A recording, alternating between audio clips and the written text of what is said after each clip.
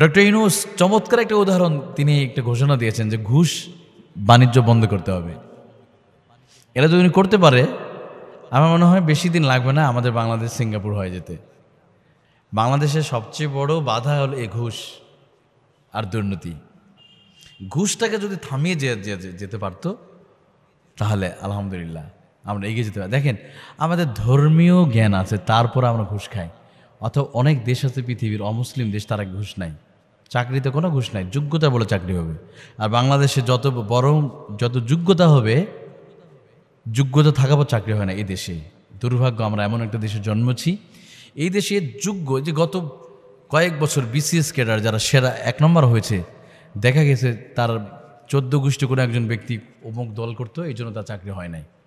অথচ সে মেধাতে 1 নম্বর, দলীয় বিবেচনায় ওনার মেধাকে শেষ করে দেওয়া হয়েছে। হাজার হাজার ছাত্র চাকরি হয় না এভাবে। মানে কত বড় হিংসা, কত বড় আমাদের ভিতরে এই নোংরা মানসিকতা ছিল।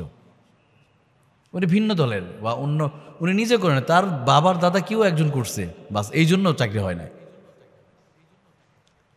আবার ঘুষ বাণিজ্যটা একটা ভালো চাকরি 10 লাখ 20 লাখ 50 লাখ টাকা দিয়ে, কোটি টাকা দিয়ে আমাকে চাকরি পেতে হবে। তো ভারতে একটা কাজ করছে, এটা যদি আমাদের করা যেত, যে ভারতেও ঘুষ আছে, যে এরকম এক অফিসার ঘুষ চেয়েছে চাকরির জন্য, তো ওনার সামনে বস্তাত করে সাপ নিয়ে গেছে, সাপ নিজে তার সামনে ছেড়ে দিচ্ছে, তো এবার নে খা, ঘুষ খা। আমরা ধর্মীয়ভাবে প্রচার করার পরও আমরা মানুষের সুদ থেকে, ঘুষ থেকে মানুষকে ফিরাতে পারি নাই।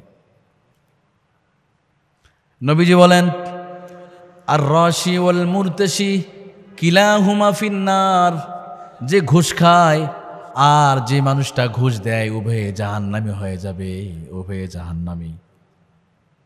হাজার হাজার মানুষ যোগ্য না, কিন্তু ঘুষ দিয়ে চাকরিতে ঢুকছে, বিসিএস ক্যাডারের মতো চাকরিতে। ওই যে আবেদ আলী চাচা, যিনি গাড়ির ড্রাইভারি করতেন, শুধু এই বিসিএস প্রশ্ন ফাঁস করে উনি কোটি কোটি টাকা মালিক হয়ে গেছে। একটা প্রশ্ন বিক্রি করেছে 20 লাখ 30 লাখ 40 লাখ টাকা দিয়ে। তো এই মানুষটা কোটিপতি হতে কে ঠেকাবো ওনাকে? আর প্রকৃত মেধারা চাকরি পাচ্ছে না, আর ঘুষের বিনিময়ে যারা অযোগ্য, দলীয় বিবেচনা, এদেরকে বিসিএসকে আপনার ক্যাডার বানায় দিচ্ছেন, প্রশাসনে বড় বড় চাকরি। সে কি করবে? এই চোর যে হারাম দিয়ে শুরু করলে, সে তো কোনোদিন কল্যাণে কাজ করবে না, মানুষের উপকারে সে কাজ হবে না। নবীজি জামানায় ঘুষ এগুলো বন্ধ ছিল, হাদিয়া বন্ধ। এমনকি রাষ্ট্রের পক্ষ থেকে হাদিয়া এসেছে, সেটা নিতে ভয় পেয়েছে। সাইদ আমির আল জুমাহি রাদিয়াল্লাহু আনহুর ঘটনা ছিল, হয়তো ওমর রাদিয়াল্লাহু খুশি তার জন্য 1000 স্বর্ণমুদ্রা পাঠিয়েছিলেন। তিনি চিৎকার করলেন, না, এ ফিতনা জিনিস আমি গ্রহণ করব না।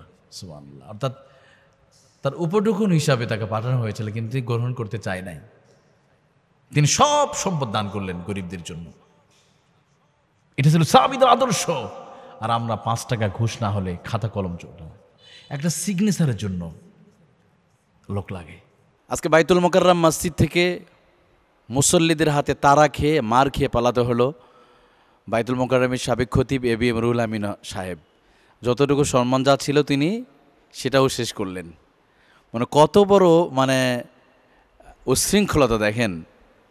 উনি ওনার বাহিনী নিয়ে জুমার নামাজ খুতবা চলাকালীন অবস্থায়, এখন যাকে অস্থায়ীভাবে খতিব বানানো হয়েছে, ওনাকে টেনে হেসড়ে মেম্বার থেকে নামানো হচ্ছে। ওনার কিছু ছাত্র আনছে ভাড়া করে, আর একজন বসে আছে, ওনাকে টেনে নেমে দেওয়া হচ্ছে। তো এক পর্যায়ে মুসল্লিরা যা করার ঠিক তাই করেছে। অর্থাৎ ওনার যে একটা সম্মান ছিল, উনি আসলে, ওনার তো সম্মান নাই, ওনার সম্মান তো উনি টাকার কাছে বিক্রি করছে।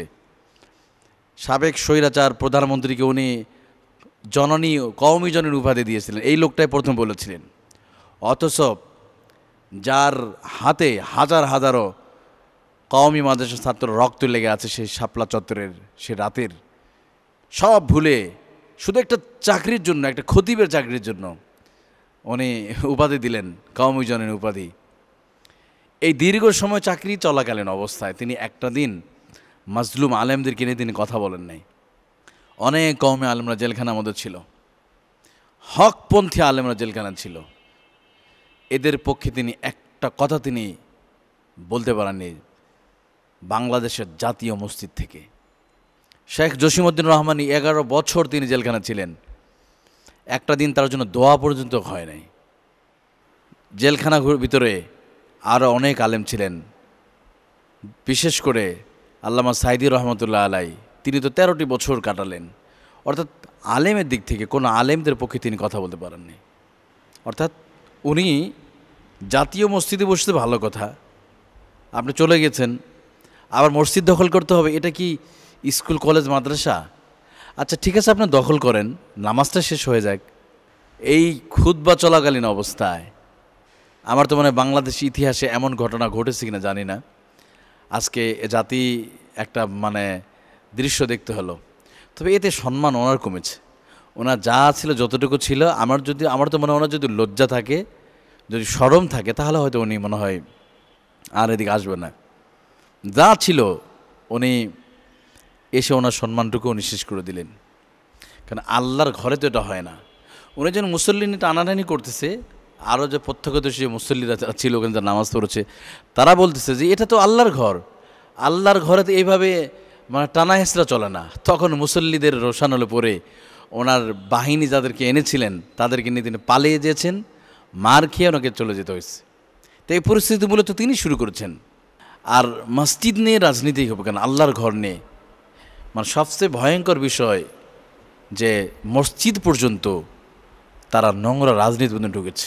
ইউনিভার্সিটিগুলোতে কেন জানি হত্যা বন্ধ হচ্ছে না সারা দেশে।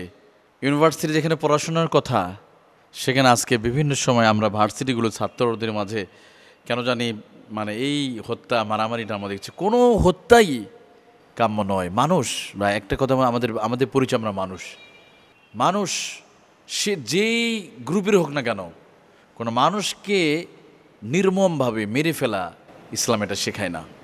আর বিশেষ করে স্টুডেন্ট যারা ইউনিভার্সিটি, তাদের হাতে তো থাকবে গবেষণা, রিসার্চ করবে। দেখেন ইউরোপ আমেরিকা ওরা গবেষণা করছে, আর আমাদের ছাত্ররা কী অবস্থা। আমাদের গবেষণাও আছে আলহামদুলিল্লাহ। ভারতে দেখেন, ভারতে বাংলাদেশে তো অনেক ইউনিভার্সিটি, প্রায় 8,500 উপর ইউনিভার্সিটি, কিন্তু কখনো শুনেছেন ভারতে?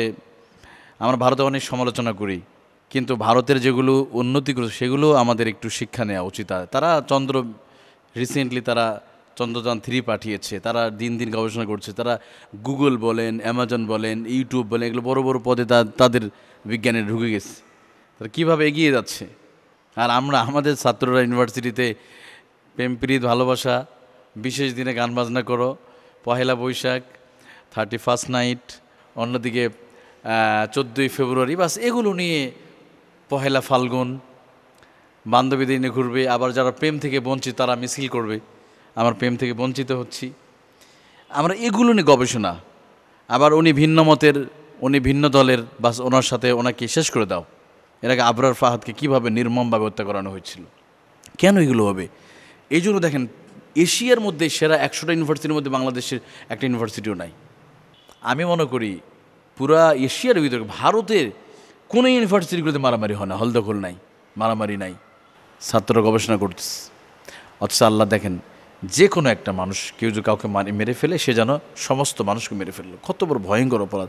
আপনি পারলে মসজিদ ভেঙে ফেলেন, মাদ্রাসা ভাঙেন, আর একটা তৈরি করা যাবে, মসজিদ তৈরি করা যাবে, কিন্তু একটা মানুষ মরে গেলে তাকে আর ফিরে পাওয়া যাবে না, কোনো দিন ফিরে পাওয়া যাবে। এই জন্য আল্লাহ তাআলা কোরআনুল কারীম আল্লাহ বলছেন, মান ক্বাতালা নাফসান বিগাইরি নাফসিন আও ফাসাদিন ফিল আরদি ফাকান্নামা ক্বাতালান নাসা জামিআ ওয়া মান আহইয়াহা ফাকান্নামা আহইয়ান নাসা জামিআ।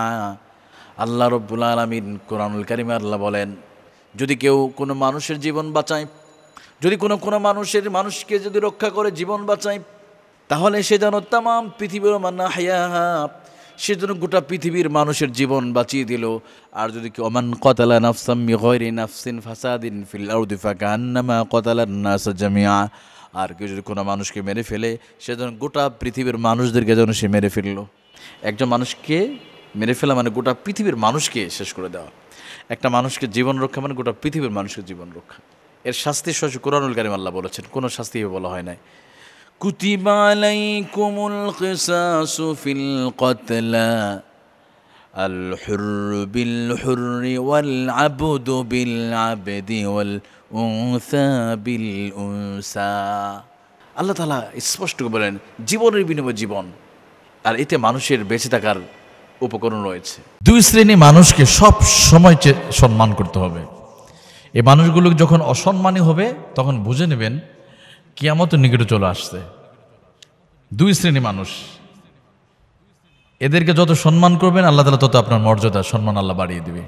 এক নম্বর, আপনার মা বাবা যিনি আপনাকে জন্ম দিয়েছে, যাদের মাধ্যমে পৃথিবীর সুন্দর মুখটুকু আপনি দেখতে পাচ্ছেন, এই পৃথিবীর এত কিছু যা দেখলেন, এই আপনার মা বাবা। এদেরকে যত সম্মান করবেন তো আপনার সম্মান আল্লাহ বাড়িয়ে দেবে। কিন্তু এদেরকে যখন আপনি বেইজ্জতি করবেন, মনে করবেন কিয়ামত নিকটে। আর তাদেরকে সম্মানের কথার সঙ্গে আল্লাহ নিজেই কোরআনে বলেছে। কোন ভাষায় কথা বলতে হবে আল্লাহ সেটাও আল্লাহ কোরআনে বলে দিয়েছে। সুবহানাল্লাহ। কোরআনে কোনো বিধান এইভাবে আল্লাহ বর্ণনা করেন নাই। কোনো কোনো ক্ষেত্রে কোরআনে একটা শব্দ ব্যবহার করে আল্লাহ তাআলা একটা বিধান আল্লাহ কার্যকর করেছেন। কিন্তু মা বাবার ক্ষেত্রে আল্লাহ তাআলা বলেছে কেমনভাবে কথা বলবেন, বৃদ্ধ বয়সে ভাষাটা কেমন হবে, আপনার কথা বলার ভাব ভঙ্গিমিটা কেমন হবে, ভাষা চয়নটা কেমন হবে, সেটাও আল্লাহ বলে দিয়েছে। সুবহানাল্লাহ। আল্লাহ রাব্বুল আলামিন বলেন ওয়াকাদা রাব্বুকা আল্লা তা'বুদু ইল্লা ইয়্যাহু ওয়া বিল ওয়ালিদাইনি ইহসানা ইম্মা ইয়াবলুগান্না ইনদাকাল কিবারা আহাদুহুমা আও কিলাহুমা فلا تقل لهما أف ولا تنهرهما وقل لهما قولا كريما। আল্লাহ রাব্বুল আলামিন বলেন তোমরা আমার গোলামি করার পরে মা বাবার সাথে ভালো ব্যবহার করো। কখনো তাদেরকে উচ্চবাচ্য তোমরা কথা বলবে না। কোরআনুল কারীমে যে আল্লাহ বলেছে মা বাবার সর্বোচ্চ ব্যবহার করতে হবে, কখনো ধমক দিয়ে কথা বলা যাবে না। বয়স যখন বৃদ্ধ হয়ে যাবে তখন তাদেরকে সম্মান করতে হবে, মোলায়েম ভাষায় বিনয় নম্রতার সহিত তাদের সাথে আস্তে আস্তে কথা বলতে হবে, যেটা আল্লাহ তাআলা কোরআনে বলেছে। এবং অকুল্লাহুমা কওলান কারীমা, বিনয় নম্রতার সহিত কথাটা হবে খুব আস্তে আস্তে, উফ শব্দ যেন বের না হয়। এমন একটা কথা আমরা বললাম, হয়তো মা বলছে বাবা যাও বাজারে যাও, আর শুনতে বলছে না আমি যেতে পারবো না, মার মুখ যেন উফ শব্দটা বের না হয়। ক্লিয়ার করলে বলেছে, কারণ আল্লাহ তাআলা এতটা ওয়াজ করেছে এই বিষয়ে। কারণ মা বাবা যদি খুশি থাকে তো জান্নাত, হুমা জান্নাতুক ওয়া নারুক। যদি মা বাবা যদি রেগে যায়, কষ্ট পায় আপনার কোনো কথায়, তাহলে জাহান্নাম ছাড়া কোনো উপায় থাকবে না। এই জন্য যুগে যুগে যত আম্বিয়া আলাইহিস সালাতু ওয়াস সালাম ইতিহাস যদি দেখেন, তাদের বাবা অমুসলিম হওয়ার পর ভালো ব্যবহার করে। ইব্রাহিম আলাইহিস সালাম বাবা আজর ছিলেন, তিনি কিন্তু মুসলিম ছিলেন না। তিনি মূর্তি পূজা, সন্তানকে আগুনে পোড়াতে চেয়েছিলেন, কিন্তু আল্লাহ তাআলা এই আজরকে পর্যন্ত রব্বুল আলামিন তাকে সন্তান তার প্রতি সর্বোচ্চ ব্যবহার করেছে। অনেক সময় আমাদের ভাইয়েরা বলে হুজুর আমি গরিব মানুষ, একটু আমল শিখে দেন, ধনী হতে চাই। ধনী হতে চাওয়া এটা খারাপ কিছু না, ধনী হতে চাওয়া খারাপ কিছু না। একবার এক সাহাবী রাসূলুল্লাহ বলি ইয়া রাসূলুল্লাহ একটু দোয়া করে দেন যেন আমি ধনী হতে পারি। তো আবার দ্বিতীয় দিন আসে, আল্লাহ রাসূল দোয়া করলেন না, আবার আসলেন, নবীজি একটু দোয়া করে দেন না আমি যেন একটু ধনী হতে পারি। তৃতীয় দিনে সেই নবীজি আবারও তিনি দোয়া করলেন ইয়া রাসূলুল্লাহ একটু দোয়া করে দেন না যেন আমি একটু ধনী হতে চাই। নবীজি দোয়া আল্লাহ তাআলা কবুলে মঞ্জুর করলেন। ওই সাহাবী এত ধনী হয়ে গেল, পরবর্তী সম্পদের কারণে তিনি মানে দিনের যে চিন্তা ছিল আল্লাহকে নিয়ে যতটা ইবাদত করতেন, সম্পদের কারণে তিনি আল্লাহকে ভুলে যাওয়া শুরু করলেন। এই জন্য ধনী হওয়াটা অনেক সময় বিপদের কারণ হয়ে যায়। কিন্তু ধনী হতে চাওয়া খারাপ কিছু না। আপনি গরিব, আপনি ধনী হতে যাচ্ছেন, হ্যাঁ অবৈধ পন্থে হওয়া লাগবে না, সঠিক পন্থীতে হওয়া যাবে। তবে আমাদের টার্গেট হবে দুনিয়ার ধনী না, আখিরাতে ধনী হতে চাই। যে আখিরাতে ধনী হবে সে সবচেয়ে শ্রেষ্ঠ ধনী। দুনিয়ার ধনী তো শেষ হয়ে যাবে, একসময় ধনী থাকা একটা সময় থাকবে না। পৃথিবীর একসময় শ্রেষ্ঠ একজন ধনী ছিলেন, ওনার নাম ছিলেন রকলার। রকলার ছিল পৃথিবীর শ্রেষ্ঠ ধনী। এখন যেমন বিল গেটস অথবা অ্যালং মার্স, রকলারের কোনো খবর পাওয়া যায় না এখন। আহমেদ মুসা নামে একজন ছিলেন, তিনি অনেক ধনী ছিলেন, এখন আর খুঁজে পাওয়া যায় না, এদের অস্তিত্ব নাই। অর্থাৎ এটা কিছু সময়ের, কিছু দিনের জন্য। কিন্তু আল্লাহ তাআলা কোরআনে তিনিও বলেছেন তুমি রিজিকের জন্য তালাশে বের হও, রিজিকের তালাশে বের হও, এতে কোনো দোষের কারণ নাই। ইনতাশিরু ফিল আরদ ওয়াবতাগু মিন ফাদলিল্লাহ, নামাজ হয়ে গেলে তোমার ফজরের নামাজে পড়ে জমিনে তোমার রিজিকের জন্য তালাশে বেরিয়ে যাও, রিজিক তালাশে, অর্থ সম্পদ অর্জনে বেরিয়ে যাও। তো সম্পদ বৃদ্ধির জন্য হালাল পথে কিভাবে ধনী হবেন এটাও আছে কোরআনুল কারীমে, সুবহানাল্লাহ। আমরা হয়তো এভাবে বের করতে পারি না, জানি নাই। সূরা নূহ যদি পড়ে থাকেন ওখানে আল্লাহ তাআলা বলছেন একটা পদ্ধতি আছে। কি? আল্লাহ রাব্বুল আলামিন বলেন কুল ইস্তাগফিরু রাব্বাকুম ইন্নাহু কানা গফফারা। যারা ধনী হতে চায় এক নাম্বার কাজ যে বেশি বেশি করে ইস্তিগফার করা, আস্তাগফিরুল্লাহ আস্তাগফিরুল্লাহ বেশি বেশি করে বলা। যে মানুষটা এই জিকির করবে আস্তাগফিরুল্লাহ রাব্বি মিন কুল্লি যামবি ওয়া আতুবু ইলাইহি বলবে, আল্লাহ তাআলা বলেন ইস্তাগফির ইন্নাহু কানা গফফারা ইউরসিলিস সামাআ আলাইকুম মিদরারা ওয়া ইমদিদকুম বিআমওয়ালিন ওয়া বানিনা ওয়া ইয়াজআল লাকুম জান্নাতিন ওয়া ইয়াজআল লাকুম আনহারা। আল্লাহ তুমি ইস্তিগফার করো, আল্লাহ তোমার সম্পদ, তোমার সন্তান, আল্লাহ তাআলা সব কিছু দান করে দিবে। সুবহানাল্লাহ। ইস্তিগফার করা, দান সাদকা করা, গরিবদেরকে মাঝে মাঝে আপনার সম্পদ যতটুকু এর মধ্যে গরিবদের খাওয়াবেন, দান করবেন। কারণ দান সাদকা করলে আল্লাহ সম্পদ বৃদ্ধি করে, যাকাত দিলে আল্লাহ সম্পদ আল্লাহ বাড়িয়ে দেয়। অনেক সময় অনেক বলতে পারে হুজুর আপনারা মানুষ ধনী হতে পারে, তাহলে হুজুররা এত গরিব কেন? ম্যাক্সিমাম দেখবেন হুজুররাই গরিব, তা হুজুররা গরিব হয়ে কেন? তবে হ্যাঁ, সম্পদ থাকাটাই ধনী নয়। আমরা সম্পদ বা রিজিক বলতে আমরা শুধু সম্পদকে বোঝাই না, আপনার নেককার স্ত্রী, নেককার সন্তানকে বোঝায়। অনেক ধনী মানুষ আছে পরিবারে শান্তি নাই, অনেক টাকা আছে কিন্তু শান্তি না, তার স্ত্রী কথা শোনে না, স্ত্রী একদিকে স্বামী আর একদিকে, স্ত্রী একসাথে ঘুমায় না, সন্তান চলে গেছে তার পিছনে হাজার হাজার টাকা খরচ হয়। কিন্তু আরেকজন নামাজি মানুষ, একজন আলেম মানুষ, তেমন টাকা পয়সা ওনার নাই, তেমন কিছু সম্পদ ওনার নাই, কিন্তু ওনার সন্তান পরেজগার, ওনার সন্তান দিনদার, ওনার সন্তান ইমানের পথে চলে, ওনার সন্তান দিনের পথে চলে, সেই হলো হালাল পথে উপার্জন করতেছে সে। নবীজি মুহাম্মদ সাল্লাল্লাহু আলাইহি সাল্লাম 5 ওয়াক্ত নামাজে সবচেয়ে যে দোয়াটা বেশি করতেন, এই দোয়াটা তিনি কখনো ছেড়ে দিতেন না। এই দোয়াটা আমাদের করা উচিত। এই দোয়াটা করলে কি হবে জানেন? 2টা কারণে দোয়াটার মধ্যে খুব চমৎকার অর্থ। আল্লাহ তাআলা আপনার সম্পদও বাড়িয়ে দেবে, ইবাদত করার প্রতি যে একটা গুরুত্বটা চলে আসবে। কি সেই দোয়া যেটা নবী সাল্লাল্লাহু আলাইহি সাল্লাম বেশি করতেন? আল্লাহ রাসূল পড়তেন আল্লাহুম্মা আইন্নি আলা যিকরিকা ওয়া শুকরিকা ওয়া হুসনি ইবাদাতিক। নবীজি সবসময় দোয়াটা পড়তেন। দোয়ার দিকে যদি আমরা খেয়াল করি, অর্থের দিকে, আল্লাহুম্মা হে প্রভু, আইন্নি আলা যিকরিকা ওয়া শুকরিকা, আয় আল্লাহ তাআলা রব্বুল আলামিন, তোমার কাছে সাহায্য চাই তোমার জিকির করার জন্য। 1 নম্বর আলা যিকরিকা ওয়া শুকরিকা, যাতে করে তোমার কৃতজ্ঞতা আদায় করতে চাই, আল্লাহ তোমার কাছে আমি সাহায্য চাই।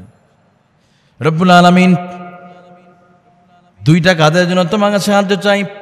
আল্লাহুম্মা আইন্নি আলা যিকরিকা ওয়া শুকরিকা ওয়া হুসনি ইবাদাতিক। রব্বুল আলামিন, আয় আল্লাহ তাআলা, তোমার কাছে সাহায্য চাই যেন তোমার জিকির যেন বেশি করতে পারে, তোমার ইবাদত যেন করতে পারে, তোমার 2 নম্বর কৃতজ্ঞ বান্দা যেন হতে পারি। যিকরিকা ও শুকরিকা অর্থাৎ তোমার যে বান্দারা বেশি বেশি তোমার জিকির করে, তোমার হুকুম পালন করে, তোমার গোলামি করে, আমি যেন আল্লাহ তোমার বেশি গোলামি করতে পারি, তোমার জিকির করতে, তোমাকে যেন স্মরণ করতে পারি। ও শুকরিকা, আল্লাহ তোমার যে কৃতজ্ঞ বান্দা যারা আছে, যারা তোমার শুকরিয়া আদায় করে, আল্লাহ আমরা যেন ওই বান্দাদের কাতারে পড়ে যাই। কারণ অনেক মানুষ, আমরা অধিকাংশ মানুষ শুকরিয়া আদায় করতে চায় না। আল্লাহ তাআলা বলছেন, আল্লাহ নিজে বলছে এটা। আল্লাহ রাব্বুল আলামিন সূরা আরাফের মধ্যে বলেন ওয়া কালিলুম মিন ইবাদিয়াশ শাকুর। রব্বুল আলামিন বলেন, মানুষ, তোমাদের ভিতরে অধিকাংশ মানুষ, খুব কম মানুষ আছে যারা আল্লাহর শুকরিয়া আদায় করতে চায়। কালিলুম মিন ইবাদিয়াশ শাকুর, খুব কম মানুষ আছে যারা আল্লাহর শুকরিয়া আদায় করতে চায়। আমরা অকৃতজ্ঞ, আমরা আল্লাহর নিয়ামত ভোগ করি কিন্তু আল্লাহর শুকরিয়া আদায় করতে চাই না, আল্লাহ প্রশংসা করতে চায় না। তাহলে এই দোয়াটা যতবার করবেন, এই জন্য আল্লাহুম্মা আইন্নি আলা যিকরিকা ওয়া শুকরিকা ওয়া হুসনি ইবাদাতিক। আয় আল্লাহ, তোমার কাছে সাহায্য চাই, আমি যেন তোমার স্মরণ করতে পারি, তোমার জিকির করতে পারি, তোমার ইবাদত করতে পারি। 2 নম্বর, আল্লাহ তোমার যেন কৃতজ্ঞ বান্দা আদায় হতে পারে, যারা শুকরিয়া আদায় করে। আমরা কি পরিমাণ নিয়ামত ভোগ করি একটাবার কল্পনা করেছি? এই যে 5 ওয়াক্ত সারাদিন 24 ঘন্টার ভিতরে, আজকে 24 ঘন্টার ভিতরে আপনি যদি শুধু অক্সিজেনের হিসাব যদি চাওয়া হয়, সম্ভব? কোনো দিতে পারবো না।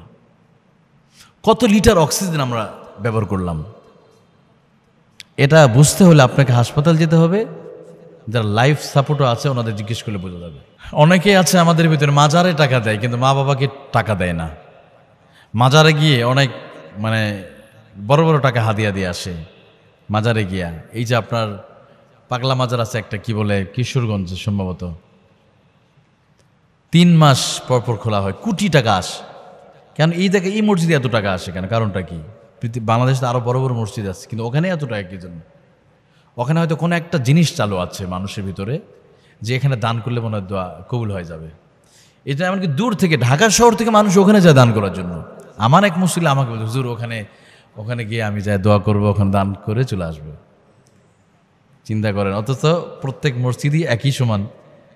মসজিদ আল মসজিদু বাইতুল্লাহ, প্রত্যেকটা মসজিদ আল্লাহর ঘর, কিন্তু পাগলা মসজিদে দান করেন কেন? ওখানে কোনো পাগলাকে খুশি করার জন্য, বা কোনো একটা কারণ আছে আপনার, হয়তো ওখানে দান করলে দোয়া করবে। এটা একটা মানুষের একটা মিথ্যা গুজব একটা আমাদের সমাজে চলে। এটা বাস, এই গুজবে আমরা অনেক নামাজি ব্যক্তিরা ওখানে টাকা দিতে যায়, এত দূর থেকে চলে যায়। অথচ এই মাজারে দান করার চাইতে ওনার মা বাবার জন্য যদি উনি 10 টাকা খরচ করতে, আল্লাহ তো বেশি খুশি হইতো। মাজারে টাকাতে কোনো সওয়াব তো নাই। এখানে যে উদ্দেশ্য দিচ্ছেন, আপনি এখানে যাচ্ছেন শুধু ওই মাজারে যাচ্ছেন জিয়ারত করার জন্য, দান করবেন, ওই উদ্দেশ্যে সফর করছেন। কোনো মাজারকে উদ্দেশ্য করে সফর করে যাওয়া ঠিক নয়, নাজায়েজ, হারাম। পৃথিবীতে 3 জায়গা মানুষ দোয়ার জন্য, সফরের জন্য যেতে পারবে, কিন্তু কোনো মাজারে সফর করতে যাবে। হ্যাঁ, ওখানে গিয়েছে ঘুরতে, সেই হিসাবে যেতে হবে। যেমন আপনি ময়মনসিংহে গেছেন, কিশোরগঞ্জে গেছেন, যায় আসার সময় দেখে আসলেন, কিন্তু ঘর থেকে বের হবেন, ওই মাজার সফর করবেন, যাই ওখানে দান করবেন, দান করলে দোয়া কবুল হবে, এই নিয়ে তো যদি জানা, আপনার ইমানও নষ্ট হবে, সব কিছু, টাকাও শেষ হয়ে গেল। তো মাজারে টাকা দিয়ে কি? জীবন্ত পীর তো আপনার মা বাবা। আমাদের জীবন্ত পীর আমাদের মা, আমাদের বাবা। আল্লাহ নবী, বিশ্ব নবী জনাবে মুহাম্মদুর রাসূলুল্লাহ সাল্লাল্লাহু আলাইহি ওয়াসাল্লাম বলেন, তোমাদের মা হলো তোমাদের জান্নাত। তোমার মা ধাত উঠাতে দেরি, দোয়া কবুল হতে দেরি হবে না আল্লাহর দরবারে, সঙ্গে সঙ্গে আল্লাহ দোয়া কবুলের মঞ্জুর করে নেয়। মায়ের চোখের পানি জমিনে পড়ার আগে আল্লাহর সাজিমে পৌঁছে যাবে, বাবার চোখের পানি জমিনে পড়ার আগে আল্লাহর সাজিমে চলে যায়। মায়ের জন্য 5টা টাকাও যদি আপনি মাকে খুশি করতে পারেন, তাহলে জান্নাত আপনার জন্য নিশ্চিত। কিন্তু মাজারে লক্ষ কোটি টাকা দান করলেও আপনার জান্নাত পাবেন কিনাতে কোনো সন্দেহ রয়ে গেছে। কিন্তু আল্লাহর ঘরে মায়ের জন্য, মাকে যদি আপনার মা পান খায়, কথা ধরেন, উনি যেটা পছন্দ করে সেটা বাজারে কিনে এনে দেয়, মা খুশি হয়ে গেল। মা শুধু হাত উঠাতে দেরি, আল্লাহ দোয়া কবুল হতে দেরি হবে না। এই জন্য মাকে আমাদের সব সময় খুশি করতে হবে, বাবাকে সবসময় খুশি করতে হবে। জীবন্ত পীরগুলোকে সম্মান করেন, জীবন্ত পীরের কাছে যান। আপনি যেই পরিমাণ আমরা মাজারের পীরদের খুশি করার চেষ্টা করি, ওদের নেতাদের কাছে গিয়ে মাথা নত করি, একদম পায়ের কাছে পড়ে থাকি, কিন্তু কয়দিন মায়ের কাছে গিয়ে পড়ে থাকি আমরা? কয়দিন মার কাছে আমি চেয়েছি? কয়দিন মাকে বলেছি? আপনার বিপদ যাচ্ছে, কিন্তু একটাবার মাকে ফোন করতে বলতে পারলেন না। বিভিন্ন মাজারে গিয়ে চান, মাজারে গিয়ে, হুজুর আমার মেয়েটা যেন বিয়ে হয়, আমার ছেলেটার সন্তান হচ্ছে না। আপনি কয়দিন আপনি মাকে বলেছেন, মা তুমি এটা দোয়া করো যেন আমার নেক সন্তান হয়? কয়দিন আমরা বলেছি? মনের মধ্যে হিংসা রেখে কোনোদিন আপনি সফল হতে পারবেন না। যারা হিংসুক, এরা বারবার হোঁচট খেয়ে যায়। হিংসুকরা কোনো দিন সফল হতে পারবেন না। হৃদয়কে প্রশস্ত করতে হবে, প্রশস্ত হৃদয়ের অধিকারী হবেন।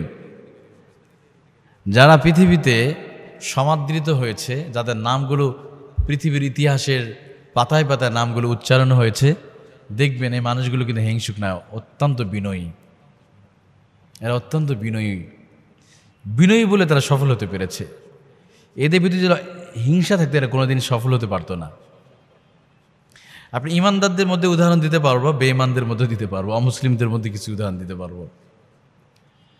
এরা এমন সফল হয়েছে, এদের মধ্যে অন্তরে হিংসা ছিল না। মানুষের কল্যাণে কাজ করে আল্লাহ তাদের সফল করছে। ইমানদারদের উদাহরণ দিতে গেলে সর্বপ্রথম নবী সাল্লাল্লাহু আলাইহি ওয়াসাল্লাম চলে আসবেন। আল্লাহ রাসূল তিনি এমন একজন ব্যক্তির অন্তরের মধ্যে কোনো হিংসা ছিল না। তিনি মানুষকে ক্ষমা করে দিতেন। আমার রসুলের ক্ষতি করতে এসেও তারা আল্লাহ রসুলের বন্ধু হয়ে গেছে। নবী সাল্লাল্লাহু আলাইহি ওয়াসাল্লামের কাছে এসেছে আল্লাহ রসুলের ক্ষতি করার জন্য, কিন্তু এসে বন্ধু হয়ে চলে গেছে। নবী সাল্লাল্লাহু কখনো হিংসা করতেন না, অন্যরা দেখে হিংসা করতেন না। এই জন্য তিনি পৃথিবীতে এমনভাবে সফল হয়েছে যে ওনার মৃত্যুর পরে মানুষ আজও তাকে স্মরণ করতেছে। যে আবু জেহেল, উতবা, সাইবা, মুগিরা আমার নবীকে হিংসা করতেন, যে মোহাম্মদ মদিনার মক্কা মদিনার লিডার হয়ে যাবে, আমাদের নেতৃত্ব কর্তৃত্ব আর থাকবে না, আমাদের বাপদাদার ধর্মের উপর কুঠারাঘাত করে ফেলবে মোহাম্মদ। কিন্তু হিংসা করে, শত্রুতামি করে আমার নবীজির পথ, নবীজির এগিয়ে যাওয়া পথ বন্ধ করতে পারে নাই। যত বাধা দিয়েছে, যত হিংসা করেছে, নবীকে যত গালি দিয়েছে, ততই আল্লাহ রাসূল সাথে এগিয়ে গেছে। এগিয়ে যাওয়ার পথ তত খুলে গেছে। ঠিক তেমন দুনিয়াতেও আপনি একটা মানুষকে যত ক্ষতি করতে যাবেন, যত হিংসা করবেন, তত মানুষটা এগিয়ে যাবে সামনে। আপনি দেখেন আপনার চারপাশে আফ্রিকার একজন অবিসম্বাদিত নেতা ছিলেন, সাউথ আফ্রিকার নেলসন ম্যান্ডেলা। উনি কালো বর্ণের ছিল, শ্বেতাঙ্গরা সাদা বর্ণের লোকগুলো ওনাকে দেখতে পেত না, ওনার সহ্য করতে পারতো না বলে ওনাকে জেলখানা দিয়ে দিয়েছিল। উনি কালোদের অধিকার নিয়ে তিনি প্রতিবাদ করেছিলেন। শুধু এই অপরাধে সাদা মানুষগুলো তাকে সহ্য করতে পারে নাই। অথচ এই ম্যান্ডেলা ছিলেন চরমভাবে বিনয়ী ছিলেন, একজন ভালো মানুষ ছিলেন। শুধু ইমান নেই তার, উনি একজন ভালো মানুষ ছিলেন। জেলখানার ভিতরে 27টা বছর চলে গেছে ওনার। 27টা বছর সূর্যে আলো পায় নাই, তার কোনো সম্মান ছিল না, ওনাকে নির্যাতন করা হয়েছে। কিন্তু যারা হিংসা করে সত্যতামিকে জেলখানায় বন্দি করেছিল, আজকে তারা ইতিহাসের পাতাতে তাদের নামগুলো মুছে গেছে, কিন্তু ম্যান্ডেলার নাম ইতিহাসের পাতায় রয়ে গেছে। এমনকি নেলসন ম্যান্ডেলা নোবেল প্রাইজ পেলেন। নোবেল প্রাইজ উপহার পাওয়ার পরে গোটা পৃথিবীতে চলে আসলো, বিভিন্ন দেশের স্কুলে বইগুলোতে ওনার ছবি চলে আসছে, ওনার নাম চলে আসছে নেলসন ম্যান্ডেলা। তো আপনি হিংসা করে একটা মানুষের সফলতা আপনি আটকে রাখতে পারবেন না। আল্লাহকে উঠাবে, যেভাবে হোক আল্লাহ তাকে উঠাবে। এই পৃথিবীতে যদি সুদী ব্যবস্থা না থাকতো, এই পৃথিবীতে কোনো গরিব থাকতো না। এই অভিশপ্ত সুদ প্রথা মানুষকে আরো গরিব বানিয়েছে। আরো দিন দিন মানুষ গরিব, ধনী হয় না। সুদ প্রথাটা ধনীকে ধনী বানায়, ধনীকে ধনী বানিয়ে দেয়, আর গরিব গরিব হয়ে যায়। রাসূলুল্লাহ জামানায় আইয়ামে জাহালিয়া যুগের যতটা তাদের অপরাধগুলো অন্যতম ছিল সুদী প্রথা। সুদের টাকা দিতে পারে না, এই জন্য অনেকের সন্তান নিয়ে চলে গেছে। এই পৃথিবীতে যে যত ধনী খোঁজ নিয়ে দেখেন, তত সে সুদখোর, তত সে সুদ খায়। সুদ এতটাই ভয়ঙ্কর একটা শাস্তি যে আল্লাহ কোরআনে, সরাসরি আল্লাহ কোরআনে স্পষ্ট আয়াত নাযিল করেছে। হযরত ওমরের জামানায় সুদ প্রথা ছিল না, যাকাত ছিলেন। যাকাতকে মাইনাস করে আমরা সুদকে চালু করেছি। এজন্য সমাজে দারিদ্রতার সংখ্যা বেড়ে গেছে। আর রাসূলুল্লাহ সাল্লাল্লাহু আলাইহি জামানায় ছিল যাকাত ব্যবস্থা। ধনীরা সম্পদ থেকে 25% হারে দান করবে, তো সমাজে কোনো গরিব থাকবে না। এমনই একটা সমাজ উপহার দিয়েছে নবী সাল্লাল্লাহু আলাইহি ওয়াসাল্লাম ওমর রাদিয়াল্লাহু আনহু জামানায়। যাকাত নেবার মতো কোনো মানুষই ছিল না। মাথায় করে বাইতুল মালের সম্পদ নিয়ে ঘুরতেন। 32 লক্ষ বর্গ মাইলের ভিতরে কোনো মানুষ যাকাত নেবার মতো কোনো মানুষ নাই। কেন? সমাজে কোনো গরিব নাই। যাকাতের টাকা ওঠানো হতো, সমস্ত টাকা বন্টন করে দেয়া হতো, আর একটা মানুষকে এই পরিমাণ যাকাত দেওয়া হতো সে যেন আগামী বছর যেন যাকাত দিতে পারে। আর আমাদের দেশে যাকাতের সিস্টেমটা কি? যাকাতের শাড়ি, যাকাতের লুঙ্গি, এটা একটা বাটপারি, লোক দেখানো। সামনে নির্বাচন, এই জন্য উনি ওনার অফিসের সামনে লম্বা লাইন ধরে উনি যাকাত দিচ্ছে, আর টিভিতে প্রচার করা হচ্ছে যে অমক ব্যক্তি এত বড় কুরবানি দেবে, এত বড় যাকাত দিচ্ছে। অবশ্যই তাকে ভোট দিতে হবে। এরা সবচেয়ে বড় বাটপার। এই সুদের মাধ্যমে যারা ধনী হয়েছে এদের কিন্তু টিকিয়ে রাখতে পারেনি সম্পদ, এটা শেষ হয়ে যাবে একসময়। পৃথিবীর একসময় শ্রেষ্ঠ ধনী ছিলেন রকলার। আজকে রকলারের পরিবারে কোনো মানুষই নাই, পৃথিবীতে তার কোনো বংশের লোক নাই, পরিচয় নাই, অথচ কোটি টাকার মালিক, পৃথিবীর শ্রেষ্ঠ ধনী ছিলেন। কোথায় তার সম্পদ, কোথায় সে ধনী? আজকে এলং মাস্ক বা দেখছেন এরা শ্রেষ্ঠ ধনী, একটা দিন মানুষ এদেরকে ভুলে যাবে, এদের সম্পদ থাকবে না, শেষ হয়ে যাবে। কিন্তু সুদের টাকা উপার্জন করা এ সম্পদ আল্লাহ তাআলা শেষ করে দিবে। সুদের ভয়াবহ পরিণাম সঙ্গে আল্লাহ নিজে কোরআনে আল্লাহ বলেছেন কি? আল্লাহ রাব্বুল আলামিন বলেন, ইয়া আইয়ুহাল্লাযীনা আমানুত্তাকুল্লাহা ওয়া যারু মা বাকিয়া মিনার রিবা ইন কুনতুম মুমিনিন। তোমার সুদের টাকা ছেড়ে দাও যদি তোমরা মুমিন হও, আর যদি ছেড়ে না দিতে পারো আল্লাহর সাথে যুদ্ধ করার জন্য তোমরা তৈরি হয়ে যাও। আমরা আল্লাহর সাথে কি যুদ্ধ করে পারবো? টয়লেটের চাইতে নোংরা জিনিস আমরা পকেটে নিয়ে ঘুরি। টয়লেটের চাইতে 10 গুণ বেশি নোংরা জিনিস নিয়ে পকেটে আমরা ঘোরাফেরা করি, রাস্তাঘাটে চলাফেরা করি। অনেকে অবাক হয়ে যাবেন বিষয়টা। টয়লেটে কি পরিমাণ জীবাণু আছে, এর চাইতে বেশি জীবাণু জিনিস নিয়ে আমরা নামাজে, অফিসে, আদালতে, বাজারে, ঘাটে সব জায়গায় যাই। সেটা হলো কি জানেন? আমাদের স্মার্টফোন, আমাদের মোবাইল। একদল বিজ্ঞানীরা গবেষণা করেছে যে কি পরিমাণ ব্যাকটেরিয়া থাকে মোবাইলে। একটা হলো মোবাইল, দেখেন টয়লেটের জায়গা থাকে, টয়লেট আপনি বাইরে গেলে টয়লেট নিয়ে ঘুরতে হয় না, আপনার পকেটে নিয়ে ঘুরেন না, তাই না? কিন্তু মোবাইল এমন একটা মানে জিনিস, জীবাণু এতে থাকে, এটা খাবার গ্রহণ করছেন ওখানে টেবিলও থাকে। অথবা আপনি বাইরে গেছেন, সফরে আছেন চট্টগ্রামে, ওখানে মোবাইলটা নিয়ে টয়লেটে চলে গেলেন, অথবা বেসিংয়ের কাছে রাখলেন, কোনো একটা টয়লেটে রাখলেন, আবার বাজার করতেছেন, সব জায়গায় এই মোবাইল নিয়ে জীবাণু। আবার মোবাইলের ভিতরে যদি থাকে আবার খারাপ কিছু গান, বাদ্য বাজনা, অর্থাৎ সবচেয়ে নোংরা জিনিসটা আমরা এই জিনিসটা পকেটে নিয়ে ঘুরি, টয়লেটের চাইতেও বেশি। এটা বলছে কি, আমেরিকার অ্যারিজোনা বিশ্ববিদ্যালয়ের একদল গবেষণা বের হয়েছে যে টয়লেটের চাইতে 10 গুণ বেশি নোংরা জিনিসটা মানুষ এখন পকেটে নিয়ে ঘোরাফেরা করে। কি ভয়ঙ্কর বিষয়! এমন কি যত জীবাণু ছড়ায় মানুষের, দেখেন মানুষের জীবাণু ছড়ায় হাত থেকে। এই হাত থেকে সবচেয়ে বেশি জীবাণু, ব্যাকটেরিয়া মানুষের মুখে চলে যায়, মানুষ অসুস্থ হয় সবচেয়ে হাতের জীবাণুর মাধ্যমে। এটা British Columbia centre for disease control, তারা বলেছে মোট ইনফেকশনের শতকরা 80% ছড়ায় হাতের মাধ্যমে। হাতের মাধ্যমে ইনফেকশন বা যে ঘা হয় বা কিছু হয়, এই ম্যাক্সিমাম জীবাণুগুলো ছড়ায় হাতের মাধ্যমে। করোনার সময় দেখছেন আমাদের হাত ধোয়ার শিখেছে, বারবার হাত ধুতে হবে, কারণ যত জীবাণু আছে সব হাতের মাধ্যমে যায়। আপনি ফোনটা ঘরে এসে রেখেছেন, আপনি যেখানে রাখছিলেন, আপনার সন্তান এই ফোনটা নিয়ে মুখে দিল, একটু ছোট বাচ্চা বোঝে না, মোবাইলটা একটু মুখে নিয়ে একটু জিবাতে চাটলো, তো আপনার বাচ্চা 2 দিন পর দেখেন ডায়রিয়া হয়, আপনি টেরই পান না ডায়রিয়া হয়ে গেছে। ডায়রিয়া হয়ে গেছে আপনার সন্তান নিচ্ছে, আপনি অথবা মোবাইল চালাতে ঘুমের মধ্যে আসেন, মুখের মধ্যে দিয়ে রাখছেন। সবচেয়ে নোংরা জিনিস হলো এই মোবাইল বর্তমান। এটাকে একটা হলো এই জিনিসটা অবশ্যই আপনি ভালো, মোবাইলের দোষ না, এই জন্য কিন্তু মোবাইলের দোষ না, যে ব্যবহার করছে তার দোষ। আমরা যে সঠিকভাবে ব্যবহার করছি এটা আমার দোষ, আমার মোবাইলের দোষ না। এই যে মাইক জিনিসটা, এর দোষ না। এটা দিয়ে আমরা কোরআন তেলাওয়াত করতে পারি, আবার এটাতে মানে মিউজিক শোনা যাবে, 2টা কাজ হবে। কোরআন তেলাওয়াত শুনলে যেমন সওয়াব পাওয়া যাবে, মাহফিল করলে যেমন সওয়াব পাওয়া যাবে, ঠিক গান শুনলে গুনাহ হবে। তো এই জন্য কি এই অস্ত্রটা দোষ? এর দোষ না, দোষ যিনি ব্যবহার করেন, মোবাইলের দোষ না। বর্তমান রোগীর সংখ্যা কেন বাড়তেছে বলেন দিন? প্রচুর রোগী কেন? প্রত্যেক ঘরে ঘরে একটা সিজন যেতে না যেতে রোগী অসুস্থ। অথচ আগে 5 বছরে একটা মানুষের জ্বর হতো না, ডায়রিয়া হতো না, এখন না একটুতে ডায়রিয়া, বাচ্চাদের ডায়রিয়া। আমার তো মনে হয় ম্যাক্সিমাম ছোটো ছোটো বাচ্চাদের ডায়রিয়া হওয়ার পিছনে এই স্মার্টফোনে একটা অবদান আছে। কারণ স্মার্টফোনে সবচেয়ে বেশি আপনার ব্যাকটেরিয়া থাকে, সবচেয়ে বেশি। এটা বিজ্ঞানীরা বলছে, আমি বলছি না। মানে যারা বিশেষ করে অ্যারিজোনা বিশ্ববিদ্যালয় গবেষকরা বলছে 10 গুণ জীবাণু, টয়লেটের চাইতে 10 গুণ জীবাণু নিয়ে মানুষ পকেটে নিয়ে ঘোরাফেরা করে। চাকরিজীবী মেয়েদের বিবাহ করলে যেই বিপদের মধ্যে পড়ে যাবেন, বর্তমান ডিভোর্সের যে লিস্টটা দেখা যায়, যে স্বামী স্ত্রী উভয়ে চাকরি করে, একজন আরেকজনকে ছাড় দিতে পারে না,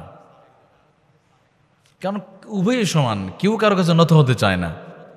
সিম্পল বিষয়, সাধারণ বিষয় ডিভোর্স হচ্ছে, বিশেষ করে শিক্ষিতদের মাঝে যতগুলো কারণ আছে প্রচার করা হয়েছে, যতগুলো কারণ, এর মধ্যে অন্যতম হলো যে মেয়েরা চাকরিজীবী, নিজের পায়ে যারা দাঁড়িয়েছে, ভালো কথা, সমস্যা নাই, মেয়েরা চাকরি করতে পারবে, সমস্যা নাই, মেয়েদের ক্ষেত্র বিশেষে তারা চাকরি করবে, কোনো সমস্যা নাই, ভালো কথা।